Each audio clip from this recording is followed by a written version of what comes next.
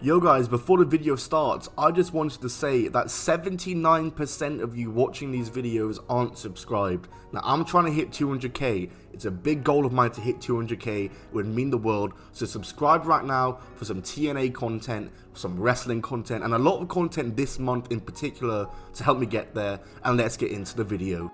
What's going on guys, it's Tom or TopXmas Wrestling and welcome back to another video on the channel. Today we're going to be talking about a TNA moment I rarely ever see talked about online that took place very early on into the Hogan era of TNA, that being the Orlando Screwjob. This is the second video of TopXmas, so many more videos to come and hopefully a few collabs to come, so subscribe and notifications on so you don't miss a single video this month. Check out my Patreon link down below to help support the channel and subscribe to see all the videos coming out this month, and let's get into the Orlando Screwjob. Ooh. Greetings and salutations, this is Almighty Christopher Daniels, sometimes known as the Fallen Angel, but always known as the greatest wrestler in the world, your mom's favorite wrestler, your dad's favorite wrestler, the world's favorite wrestler. I'm also a paragon of virtue, an inspiration to children everywhere, and the man with the rear that makes the girls cheer. And while you're watching me, I'm telling you, you're also watching Top 10 Wrestling, so congratulations.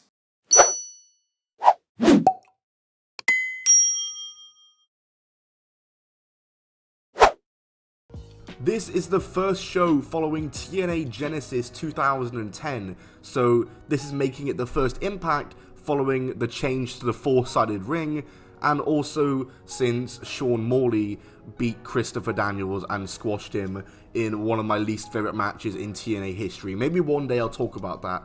God, I hate that match. It's also the first Impact since AJ and Flair aligned themselves together, and it's the 5th TNA show in total that Hulk Hogan has overseen.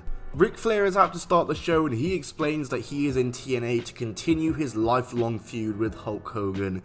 Here we go again. And Flair says that AJ Styles is the next Ric Flair. He begins telling the story of how he made it to TNA, and this promo really just goes on, and he really does ramble until AJ finally comes out. He tries to cut a Flair style promo and it just felt awkward to me. Like, it wasn't bad, but this just wasn't AJ Styles whatsoever. Angle then comes out along with Hulk Hogan, and Hogan says that he runs the show and that tonight Angle will face AJ for the title once again, and Flair is not allowed to interfere like he did at Genesis. But for our first match of the night, we have another Genesis rematch as the British Invasion of Doug Williams and Magnus are looking to regain their titles from Matt Morgan and Hernandez. I forgot this team existed.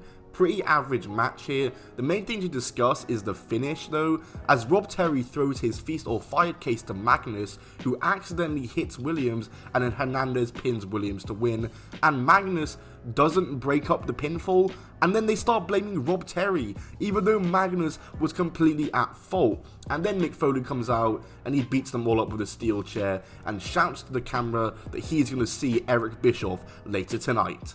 Next up we have Orlando Jordan. He is up against the Pope, D'Angelo Dinero. Thank God someone good is actually in this match.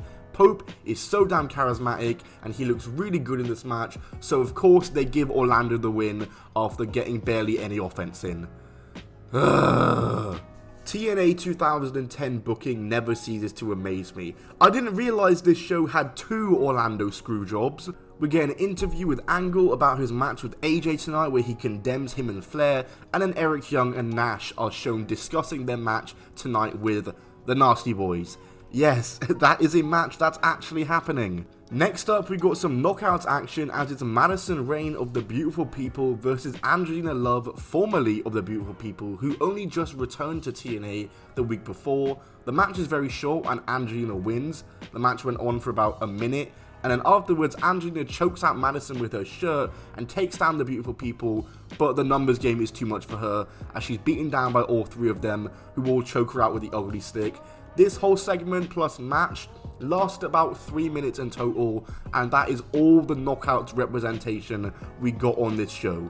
The tag champions weren't there, the knockouts champion wasn't there, this was all the knockouts action on this show, and I thought AEW was bad for their women's division's treatment. Hulk Hogan and Eric Bischoff come out next, They said they've got some things to address and that things are moving quickly in TNA and they need to address it right now. The band then come out and Hogan tells Hall and Waltman to hit the road because they don't work here. And then Mick Foley then comes out as he wants to talk to Bischoff and he says he will see him in his office, and then we cut away. We see Hall and Waltman being escorted out the building and Nash says that he will sort it out. But up next, Nash will be wrestling as it's the Nasty Boys versus Kevin Nash and TNA Global Champion Eric Young. This was one of the most nothing matches. It felt very uneventful, had no reason to happen, and no reason to be on the show. And the worst part of it, the Nasty Boys won.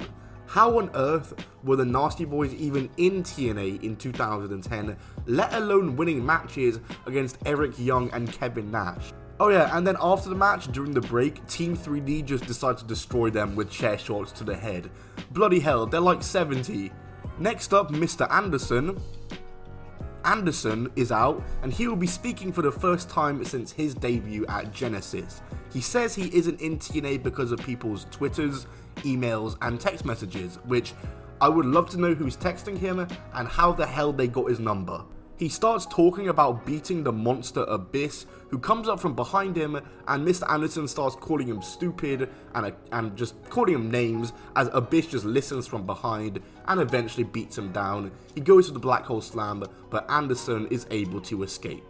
We then see Bischoff and Foley finally talking. Foley is furious. He says he hates how Bischoff has taken his job and hates what Bischoff is doing with TNA. And then the cameraman is asked to leave because apparently it's about to get intense. And so we don't even get to see what happens. The cameraman just leaves and Bischoff shuts the door. But anyway, the main event is next, and it's Kurt Angle versus AJ Styles for the TNA World Heavyweight Championship. This is surely going to be a good match, so maybe this can save this pretty awful show. And luckily, this was a very good match. Not as good as the other matches the two of them have had, but that's to be expected as this was a TV match, not a pay-per-view match. But still, a really good match. The two of them are the best TNA has to offer at this time, and they just had great chemistry, and for a TV match, it was really good. But the main thing to talk about is the finish of this match, and that's where the title of this video will finally come into play. Angle has the angle lock locked into AJ, but AJ rolls out and locks in his own angle lock, and then Earl Hebner rings the bell immediately, which I didn't even realize Earl Hebner was of course the same ref from the Montreal Screwjob. The fans chant BS and Hebner hands AJ the title and Angle is fuming. Hogan comes out, Angle is pissed that Hogan let it happen and says, and I quote, "I don't need this, SHIT. I can go back to WWE. This is BS. I quit. And then spits on Hogan. Angle continues swearing at Hogan and the fans are chanting "You screwed Kurt." Angle is furious. The commentators are now speculating whether Hogan was involved in it. And then after Angle has left, Bischoff walks out with blood all over him and gets on the mic and says, "Mick Foley, you are fired." And that's how the show ends. What just happened? This has to be the most elaborate Screwjob recreation I've ever seen. Now, they've done it in WWE before, but they've never done it to the point where Kurt Angle was swearing to the point it looked like he was shooting, saying he was going to go back to WWE, looking like he was actually cutting a shoot promo, spitting on the authority figure just like Brett did to Vince. The same referee as well, like, it had all the details.